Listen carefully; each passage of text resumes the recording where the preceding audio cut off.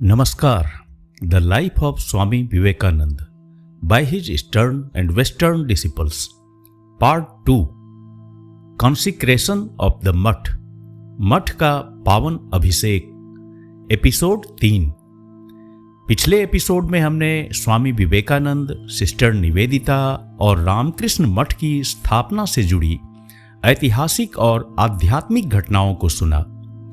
निवेदिता का हिंदू जीवन में पूर्ण समर्पण, स्वामी जी के मार्गदर्शन में उनका विद्यालय आरंभ करना और सन्यासिन के रूप में उनका कठोर आध्यात्मिक जीवन. स्वामी जी ने उन्हें पूरी स्वतंत्रता दी कि वे अपने कार्य को चाहें तो धार्मिक रंग दें या ना दें, लेकिन उनका उद्देश्य सभी संप्रदायों के पार एक सार्वभौमिक सेवा की भावना को प्रकट करना था. सर जमशेदजी टाटा का पत्र, जिसमें वे भारत में विज्ञान संस्थान की स्थापना हेतु स्वामी जी को नेतृत्व के लिए आमंत्रित करते हैं, इस बात का प्रमाण है कि स्वामी जी केवल धार्मिक ही नहीं, वैज्ञानिक और सामाजिक पुनरुत्थान के भी प्रेरक थे. मठ की स्थापना का दिन 9 दिसंबर 1898 गंगा स्नान, पूजन, शोभा यात्रा और यज्ञ के साथ एक आध्यात्मिक उत्सव में परिवर्तित हो गया. स्वामी जी का उद्घोष, अब मेरी आंखों के आगे एक स्वप्न उभरता है, भविष्य की महान संस्थाओं का बीजारोपण करता है, जिसमें सेवा, शिक्षा और समरसता के बीज पल्लवित होंगे. मठ का पावन अभिषेक एपिसोड 3. एक ऐसा दृष्टिकोण जो केवल ईंट पत्थरों का निर्माण नहीं बल्कि भावी भारत के चरित्र की नींव रखता है. स्वामी विवेकानंद अपने शिष्यों के साथ मठ के भविष्य की योजना बना रहे हैं. वे कहते हैं, यह मठ केवल सन्यासियों का आवास नहीं बल्कि सेवा, शिक्षा और साधना का एक जीवंत केंद्र होगा. यहाँ अन्न सत्र चलेगा, जरूरतमंदों को भोजन मिलेगा, ज्ञान मंदिर में वेद, दर्शन, विज्ञान पढ़ाया जाएगा और सेवाश्रम में बीमारों की सेवा होगी. सेवा से चित्त शुद्ध होगा, शिक्षा से विवेक जागेगा और अंततः आत्मज्ञान की ओर कदम बढ़ेगा. यही है सन्यास की तैयारी. स्वामी जी कहते हैं, हमें केवल ध्यान में ही नहीं डूबना है, हमें अद्वैत को जीवन में उतारना है, खेतों, घरों और गलियों तक पहुंचाना है. यदि मां एक चिंगारी जगा दे तो सैकड़ों अन्न सत्र, हजारों सेवाश्रम पूरे देश में उभर सकते हैं. फिर देवघर में एक ठिठुरता रोगी दिखा. स्वामी जी ने उसे उठाया, स्नान कराया, वस्त्र पहनाए, सेवा की. यह केवल उपदेश नहीं था, यह करुणा की जीवंत परिभाषा थी. स्वामी जी का यह दर्शन, सेवा, शिक्षा और साधना का त्रिसूत्र आज भी एक तपस्वी की पुकार है, भारत को फिर से आत्मजागृत करने की पुकार. स्वामी विवेकानंद की अद्भुत जीवन यात्रा का हिस्सा बनने के लिए इस भाग को अंत तक सुने. अगर आपको यह प्रयास अच्छा लगे तो कृपया लाइक, कमेंट और हमारे चैनल को सब्सक्राइब करें. अब आगे की गाथा सुनते हैं. जय स्वामी विवेकानंद.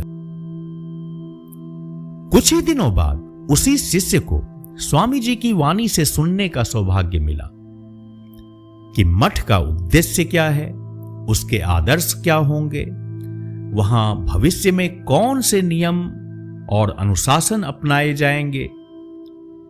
उस शिष्य ने जो कुछ सुना वह एक अमूल्य झरोखा है. स्वामी विवेकानंद के राष्ट्रीय शिक्षा, सेवा कार्य और मठ के भविष्य के बारे में दृष्टिकोण का. जब स्वामी जी नए मठ के प्रांगण में टहल रहे थे, उन्होंने एक पुराने झोपड़े की ओर इशारा करते हुए कहा, वहां सन्यासियों के रहने की जगह होगी. यह मठ धर्म की साधना और ज्ञान की साधना का केंद्रीय स्थल बनेगा. यहां से जो आध्यात्मिक शक्ति प्रसारित होगी वह समस्त विश्व को प्रभावित करेगी, मानव की गतिविधियों और उसकी आकांक्षाओं की धारा को एक नए मार्ग में प्रवाहित करेगी। यहीं से ज्ञान, भक्ति, योग और कर्म के समन्वित आदर्शों का प्रचार होगा।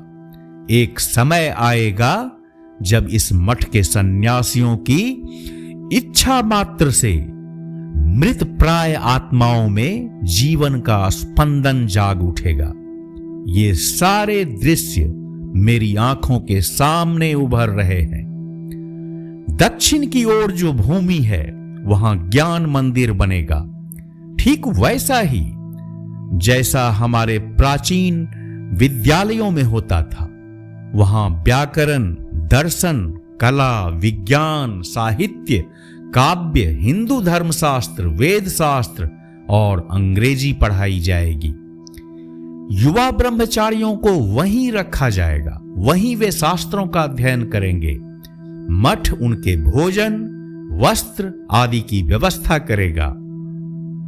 5 वर्षों की शिक्षा के बाद वे चाहें तो गृहस्थ जीवन में लौट सकते हैं या फिर मठ की अनुमति से संन्यास ले सकते हैं। यदि कोई ब्रह्मचारी अनुशासनहीन या दुश्चरित्र पाया गया तो मठ उसे बाहर निकाल सकता है। यहां जाति या धर्म की परवाह किए बिना सभी को शिक्षा दी जाएगी, पर जो अपने परंपरागत नियमों का पालन करना चाहे उन्हें भोजन आदि की व्यवस्था अलग से करनी होगी। लेकिन कक्षाएं सभी की एक साथ चलेंगी। उनके चरित्र पर भी सख्त निगरानी रखी जाएगी। जो कोई भी सन्यास की दीक्षा लेना चाहे उसे अनिवार्य रूप से यहीं से प्रशिक्षण लेना होगा और भविष्य में मठ का सारा कार्य इन्हीं प्रशिक्षित लोगों के द्वारा संचालित होगा। शिष्य ने पूछा, तो महाराज क्या आप देश में प्राचीन गुरुकुल प्रणाली को फिर से शुरू करना चाहते हैं? स्वामी जी ने उत्तर दिया, हां बिल्कुल। आधुनिक शिक्षा पद्धति में ब्रह्म विद्या के विकास की कोई गुंजाइश नहीं है।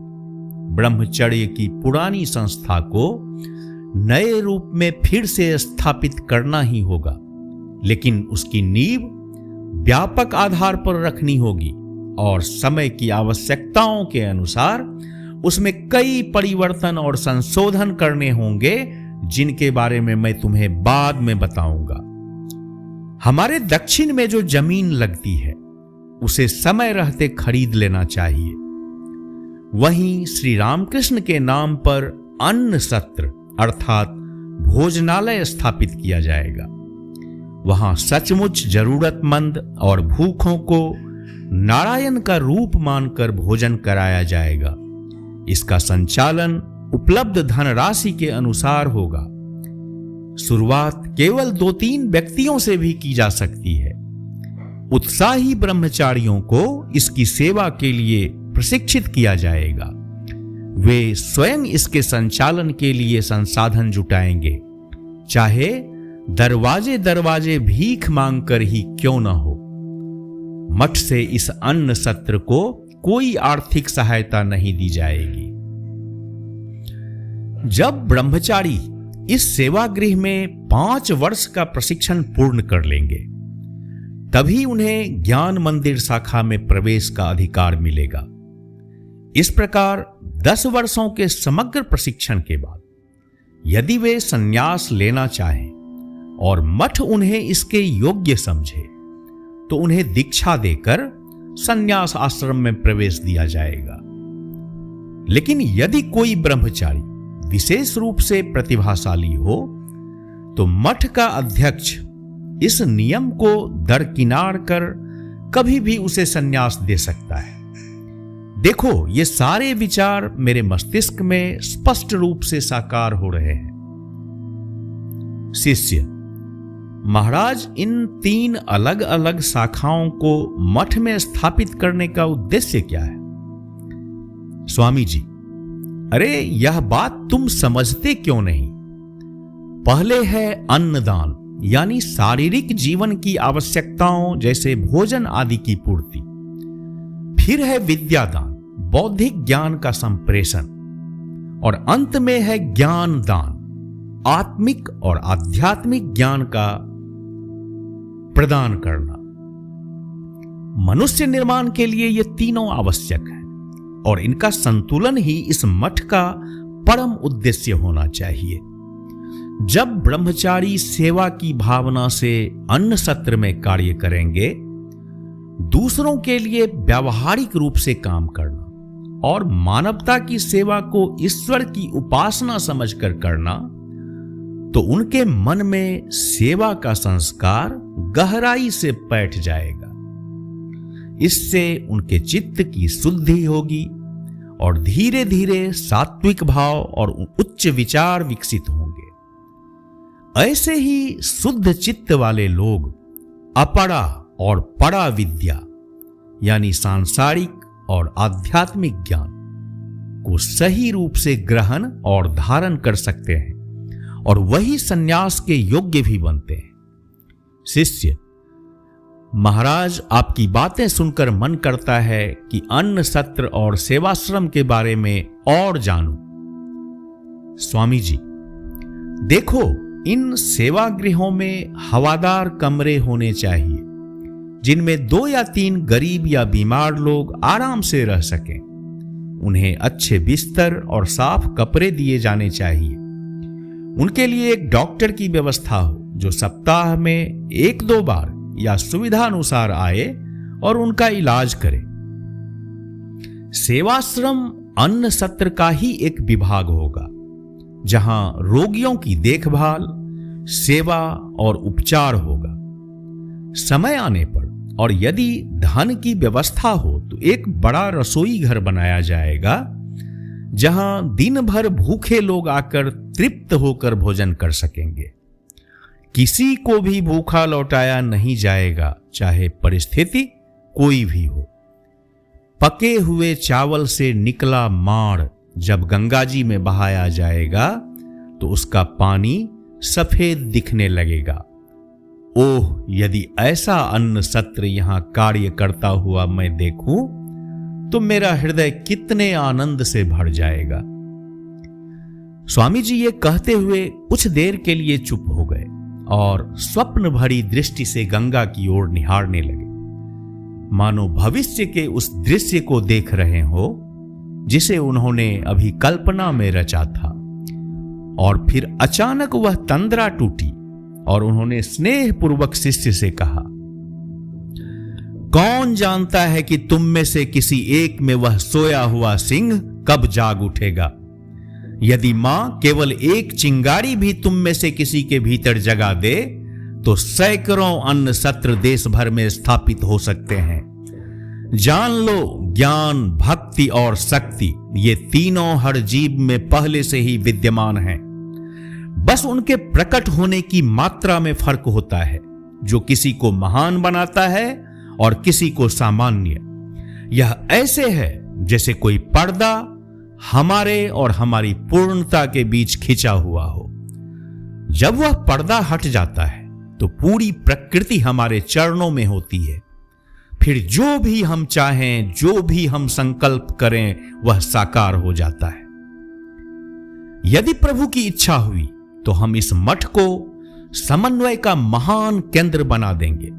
हमारे प्रभु श्री रामकृष्ण सभी आदर्शों के पूर्ण समन्वय के साक्षात मूर्तिमान स्वरूप हैं।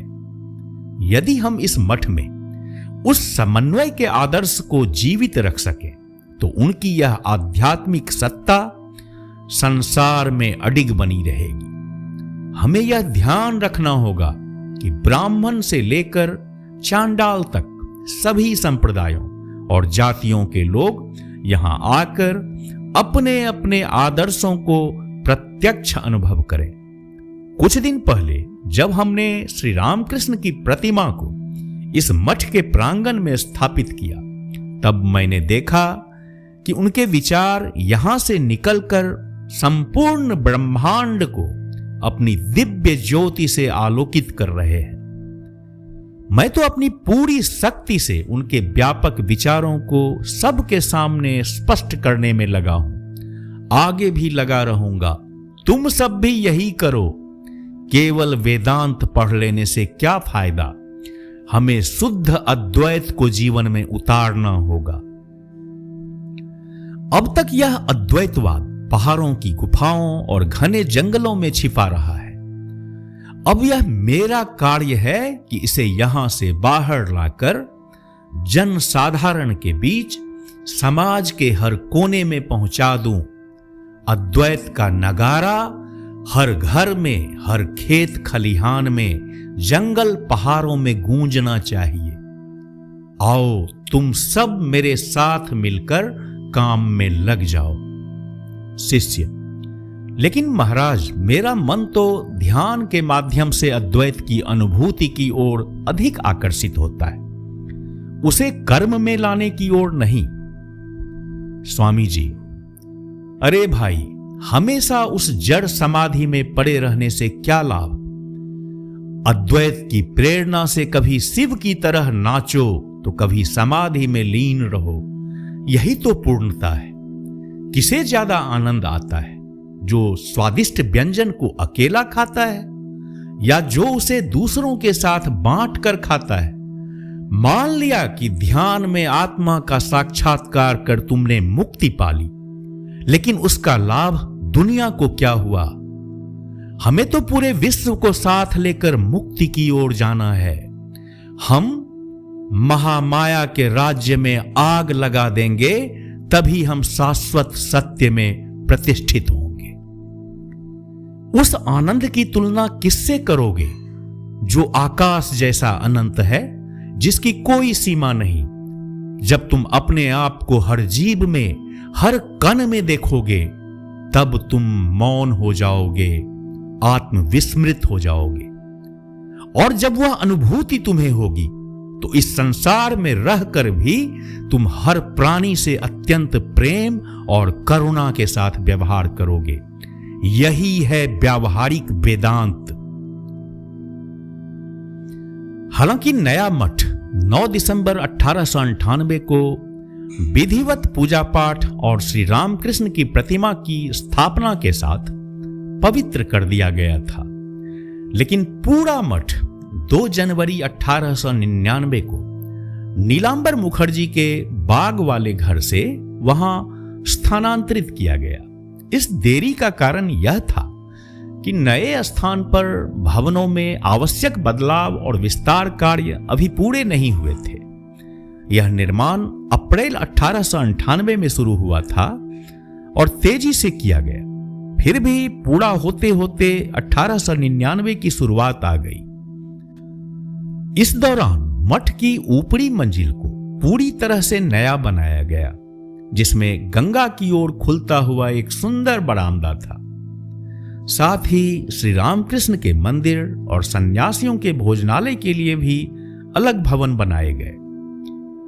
बलराम बाबू के घर पर प्रवास के दौरान, संभवतः देवघर प्रस्थान से पहले, स्वामी विवेकानंद एक दिन स्वामी योगानंद, शरद चंद्र चक्रवर्ती और सिस्टर निवेदिता के साथ कलकत्ता के चिड़ियाघर देखने गए।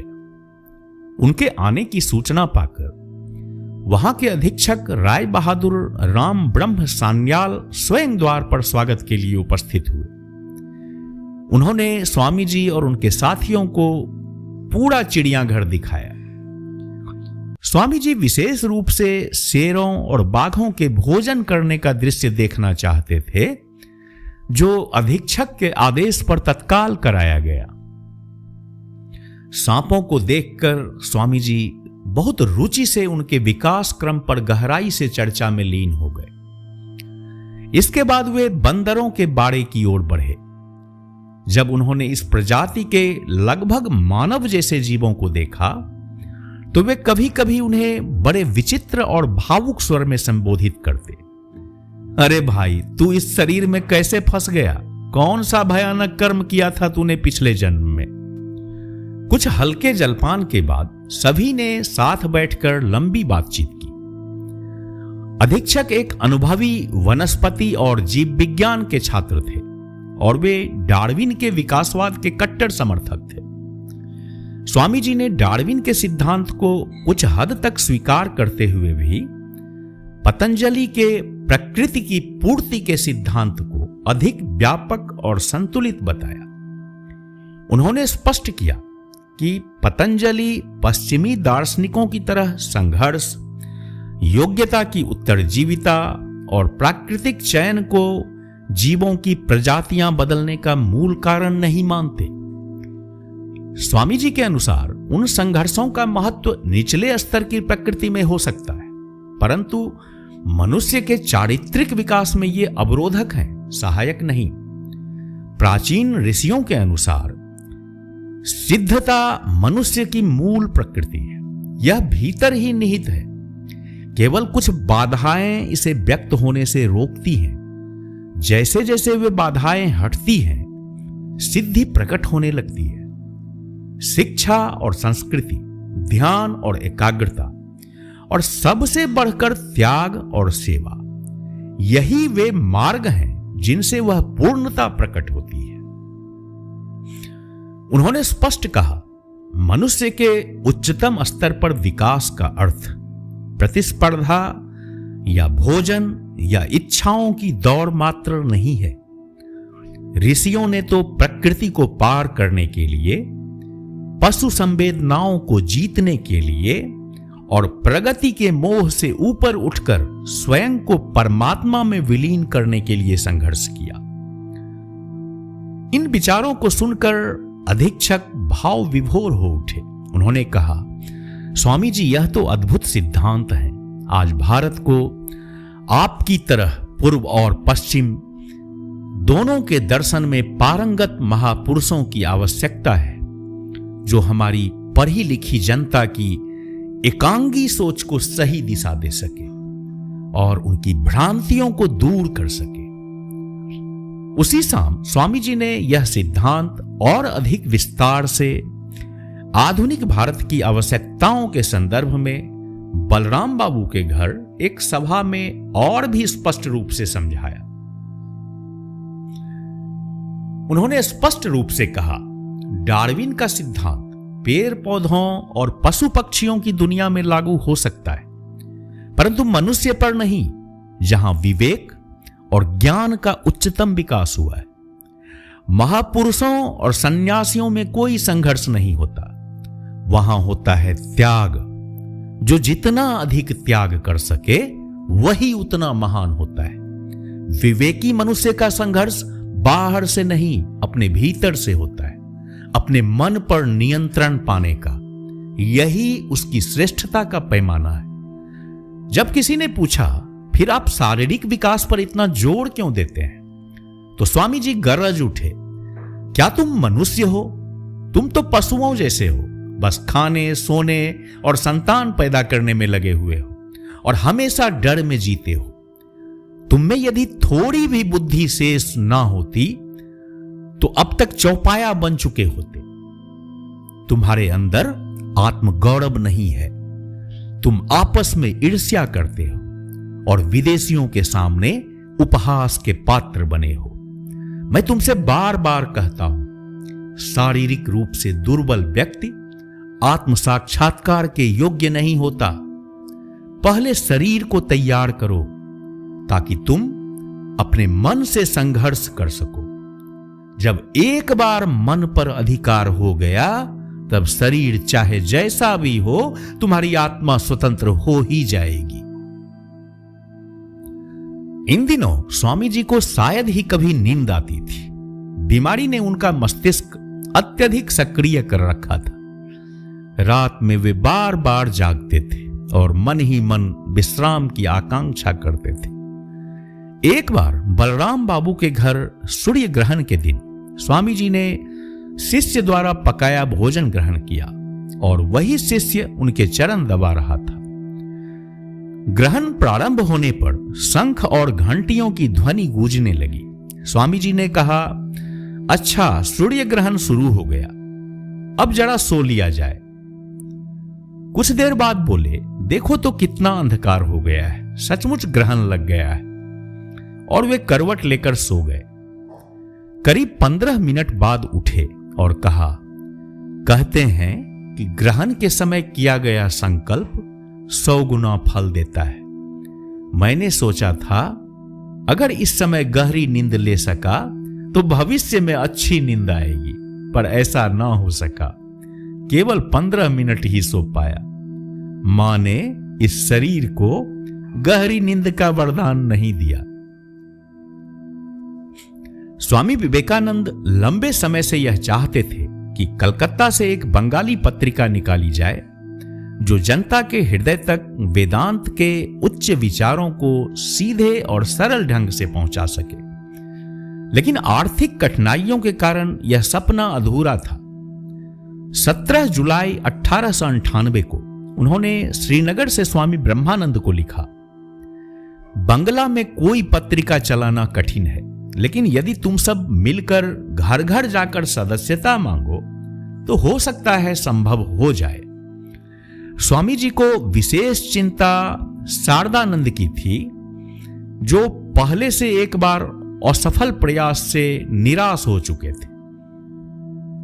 और फिर एक दिन जब स्वामी जी की शिष्या मिस जोसेफिन मैक्लियोड ने उन्हें अपनी वर्षों की संचित राशि $800 भेंट की तो वे प्रसन्न होकर बोले, क्या? कितना पैसा?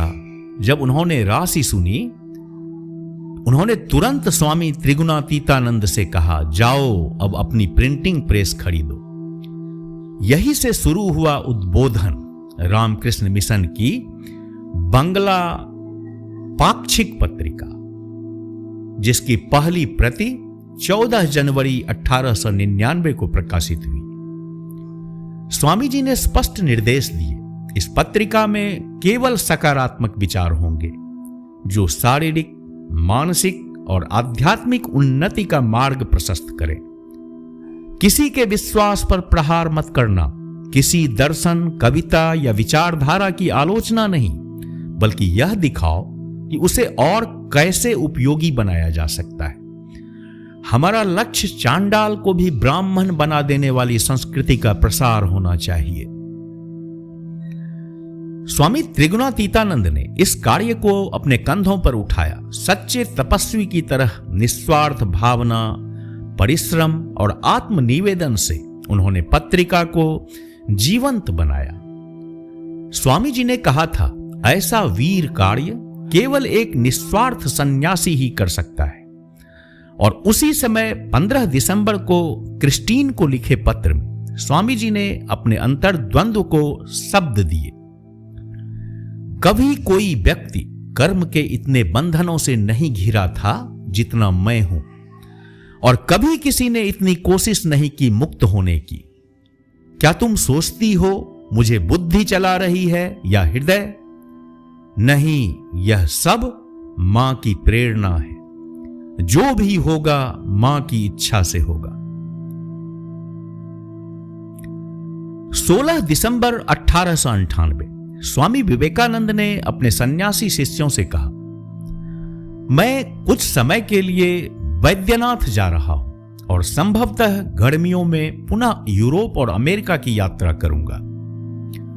19 दिसंबर को वे हरेंद्रनाथ नामक ब्रह्मचारी के साथ देवघर पहुंचे। वहां बाबू प्रियनाथ मुखर्जी के अतिथि बने। वे अधिकतर समय एकांत में रहते, कभी पत्र लेखन, कभी स्वाध्याय, तो कभी दीर्घ एकांत विचरण में लीन। भीड़ और संस्थागत दायित्वों से दूर उनका मन स्वाभाविक रूप से ध्यानमग्न हो उठता, परंतु स्वास्थ्य बिगड़ चुका था। अचानक उन्हें तीव्र दम्मा का दौरा पड़ा, इतना भयावह कि लगा जैसे जीवन की अंतिम घड़ी आ चुकी हो। पर एक और दृश्य उनके जीवन की करुणा को अमर कर गया। एक दिन स्वामी जी और स्वामी निरंजनानंद टहल रहे थे, तभी उन्होंने देखा एक बीमार, नंगधरंग, ठंड में कांपता आदमी रास्ते पर पड़ा है। तेज पेचिश, गंदे चिथरे और असहनीय पीड़ा से कराहता हुआ। स्वामी जी द्रवित हो उठे। मैं तो स्वयं अतिथि हूं, कैसे इसे घर ले जाऊं? लेकिन करुणा ने उन्हें रोका नहीं। उन्होंने निरंजनानंद के साथ मिलकर उसे सहारा दिया और अतिथि गृह में ले आए। वहां उसे साफ किया, वस्त्र पहनाए और सेवा में जुट गए। धीरे धीरे वह व्यक्ति स्वस्थ हुआ। जिसकी अनुमति मांगने में संकोच था, वह मेजबान स्वयं स्तब्ध रह गया। स्वामी विवेकानंद का हृदय जितना विशाल है, उनकी बुद्धि उतनी ही महान। और उधर 20 दिसंबर को मां श्री शारदा देवी ने नवीन मठ में प्रवेश किया।